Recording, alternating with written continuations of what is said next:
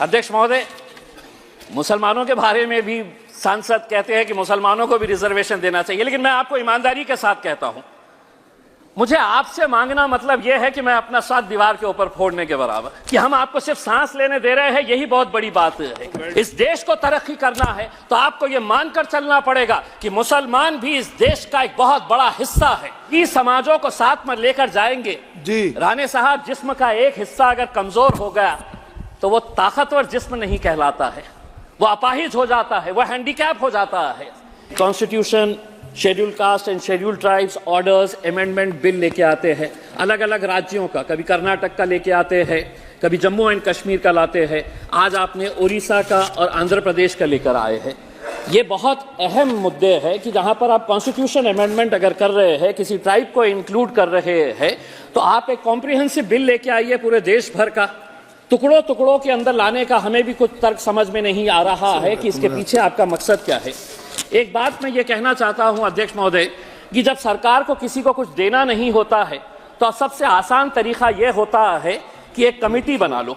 और मैं किस मुद्दे के ऊपर ये बात कर रहा हूं, हमारी भारती पवार मैडम महाराष्ट्र से आती है, वो भी अच्छी तरह से जानती है कि 1955 से महाराष्ट्र का एक धनगर समाज ये गुहार लगा रहा है, सरकारें कितनी आई और चले गई, उनकी ये मांग है कि हमें शेड्यूल ट्राइब्स के अंदर इंक्लूड किया जाए करके।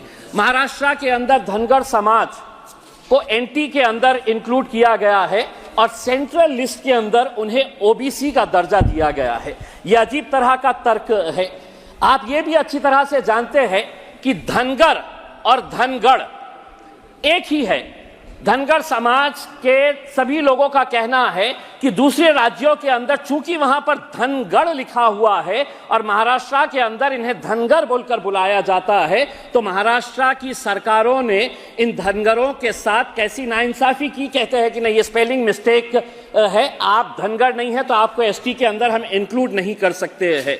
राणे साहब, आप भी अच्छी तरह से जानते हैं मराठाओं को रिजर्वेशन मिलना चाहिए, किसी ने भी उसका विरोध नहीं किया है। जरांगे पाटिल का हम सम्मान करते हैं कि एक सामान्य छोटे से गांव का एक आदमी ने पूरे महाराष्ट्र की सरकार की नाक में दम कर दिया कि मेरे समाज के साथ नाइंसाफी हो रही है, उसको इंसाफ मिलना चाहिए। दुर्भाग्यवश आप लोगों ने धनगर समाज का कोई नेता तैयार नहीं होने दिया, सिर्फ अपने राजनीतिक स्वार्थ की खातिर।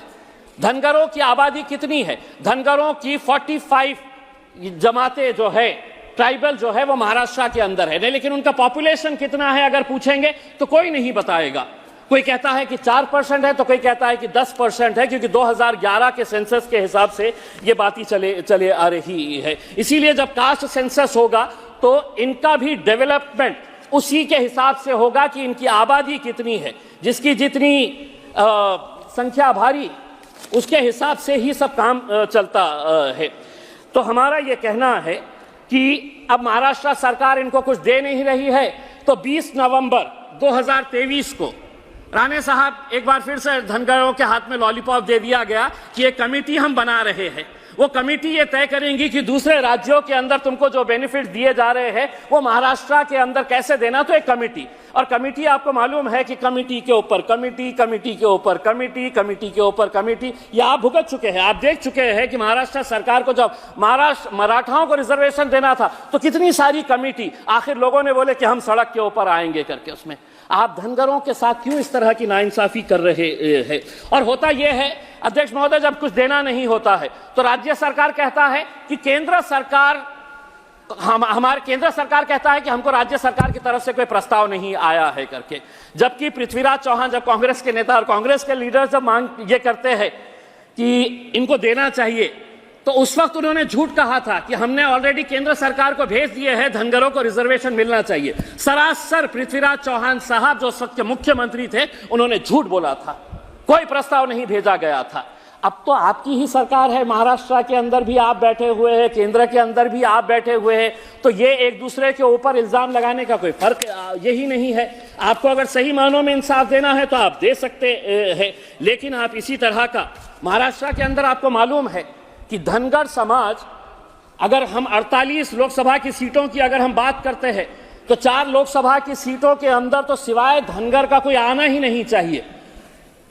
आप अच्छी तरह से जानते हैं बारामती पूरा टोटल उनका इन्फ्लुएंस है, माढ़ा पूरा टोटल धनगर समाज का आना चाहिए। शोलापुर, सतारा, ये 4 लोकसभा की सीटें, 288 विधानसभा की सीटों की अगर हम बात करते हैं तो कम से कम 35 से 40 विधानसभा की ऐसी सीटें हैं जहां पर सिर्फ धनगर समाज का ही प्रतिनिधि वहां से चुनकर आ सकता है।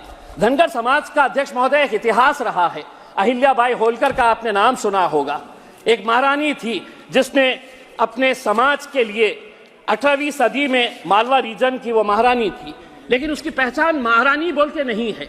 उसने अपने समाज के लिए और उसकी जेनरोसिटी जो थी उसके लिए आज धनगर समाज कई सालों से जालना जिले के अंदर अहिल्याबाई होलकर के एक स्मारक के लिए जगह मांग रहा है। आप वो जगह भी नहीं दे रहे हैं। इतनी बड़ी अपने समाज के लिए काम करने वाली, तो हम महाराष्ट्र सरकार से अनुरोध करते हैं जल्द से जल्द अहिल्याबाई होलकर के एक स्मारक के लिए बड़ी जगह वहां पर दी जाए करके। दूसरा ये है कि ये जो अलग अलग समाज के ये आ रहे हैं, अध्यक्ष महोदय, मुसलमानों के बारे में भी सांसद कहते हैं कि मुसलमानों को भी रिजर्वेशन देना चाहिए, लेकिन मैं आपको ईमानदारी के साथ कहता हूं, मुझे आपसे मांगना मतलब यह है कि मैं अपना साथ दीवार के ऊपर फोड़ने के बराबर, क्योंकि आप लोगों ने तो हमारे साथ एक ऐसा रवैया इख्तियार कर लिया है कि हम आपको सिर्फ सांस लेने दे रहे हैं, यही बहुत बड़ी बात है।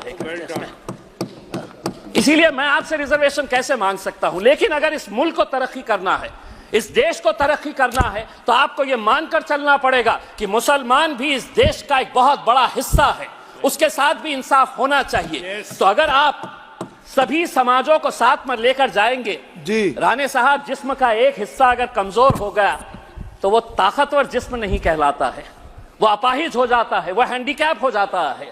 इसीलिए आपको अगर इंसाफ करना है तो आप जिस तरह से आज ओडिशा और आंध्र प्रदेश के शेड्यूल्ड ट्राइब्स को इसके अंदर ऐड कर रहे हैं, मेरी ये मांग है कि धनगरों को भी आप महाराष्ट्र के अंदर जल्द से जल्द रिजर्वेशन देने का फैसला करिएगा और कुछ इंसाफ मुसलमानों के साथ भी करेंगे, कभी ना कभी तो करेंगे। एक ना एक दिन आपको यह एहसास होगा कि नहीं, ये भी मेरा एक भाई है, इसके साथ भी इंसाफ होना चाहिए।